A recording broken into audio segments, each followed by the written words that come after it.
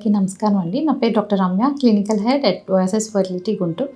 ఈరోజు నేను డిస్కస్ చేయాలనుకున్న topic can ovarian cyst cause infertility.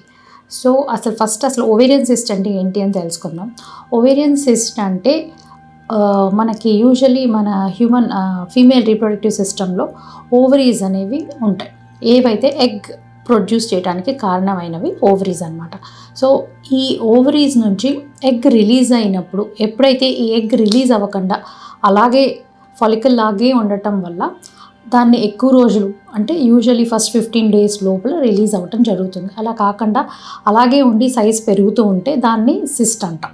అంటే యూజువలీ ఎట్లా అంటే ఒక స్మాల్ బెలూన్ లోపల వాటర్ ఉండి ఎట్లా అయితే ఉంటుందో అదే విధంగా ఈ నీరు అనేది చేరటం జరుగుతుంది. సో అట్లా ఆ సిస్ట్ అనేది ఓవరీలో ఫామ్ అవడం ఉంటుంది. సో ఈ సిస్ట్ దీంట్లోనే సింపుల్ సిస్ట్ ఉంటుంది, కాంప్లెక్స్ సిస్ట్ అండ్ కార్సినోజెనిక్ అంటే క్యాన్సర్కి సంబంధించిన సిస్ట్లు కూడా ఉంటాయి. సో అది వాటి యొక్క అపియరెన్స్ బట్టి అవి సింపుల్ సిస్టా, కాంప్లెక్స్ సిస్టా లేదా క్యాన్సర్కి సంబంధించిందా అనేది స్కాన్ ద్వారా నిర్ధారించుకోవచ్చు. ఇప్పుడు మనకి తెలియాల్సింది ఏంటి అంటే ఇలాంటి సిస్ట్ వల్ల ఏమైనా ఇన్ఫర్టిలిటీ అంటే ప్రెగ్నెన్సీ రావడానికి ఏదన్నా ప్రాబ్లం ఉంటుందా అనేది తెలుసుకుందాం. సో యూజువలీ ఈ సింపుల్ సిస్ట్ అనేవి అంత ప్రాబ్లం అయితే ఉండవు. మేబీ ఆ సైకిల్లో ఒకవేళ రప్చర్ అవ్వకపోయినా maybe 1 or 2 cycles or next సైకిల్లో దాని అంతటా అదే రప్చర్ అయ్యే అవకాశం ఉంటుంది. సో అలాంటి సింపుల్ సిస్ట్ వల్ల మనకి ఎటువంటి ప్రాబ్లం ఉండదు. కొన్ని కాంప్లెక్స్ సిస్ట్ అంటాం, అంటే ఎండోమెట్రియాటిక్ సిస్ట్. ఈ endometriosis or endometriotic cyst or chocolate cyst వలన ఏంటి అంటే యూజువలీ grade 3 or 4 ఎండోమెట్రియోసిస్లో ఇట్లా సిస్ట్ అంటే ఓవరీస్లో ఈ సిస్ట్ ఫామ్ అయ్యే అవకాశం ఉంటుంది ఎవరికైతే ఆ ప్రాబ్లం ఎండోమెట్రియోసిస్ ఉంటుందో. సో అట్లాంటి సిస్ట్ కనుక ఓవరీస్లో ఉంటే వాళ్ళ యొక్క ఎగ్ క్వాలిటీ కొంతవరకు ఎఫెక్ట్ అయ్యే ఛాన్స్ ఉంటుందన్నమాట.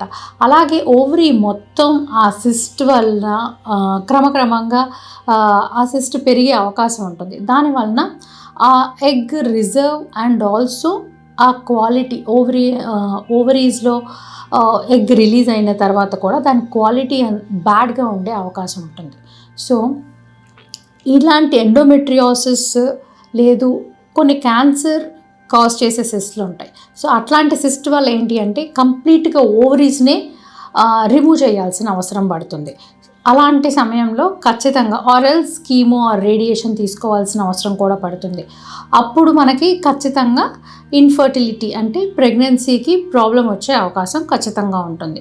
సో దీంట్లో మనం ఈ సింపుల్ సిస్ట్ అనే వాటిని మనం యూజువల్లీ దాని గురించి పెద్దగా పట్టించుకోవాల్సిన అవసరం లేదు.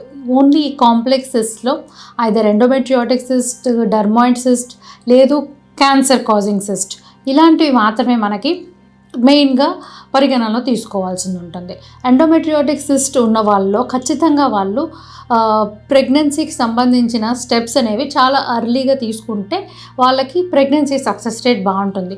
ఎండోమెట్రియోసిస్ బాగా సివియర్గా పెరిగే వరకు చూసుకుంటే ఓవరీస్ కంప్లీట్గా ఎఫెక్ట్ అయ్యి వాళ్ళ రిజర్వ్ కూడా దెబ్బతినే అవకాశం ఉంటుంది. So endometriosis or endometriotic cyst ఉన్న పేషెంట్స్ ఖచ్చితంగా they need to plan the pregnancy early.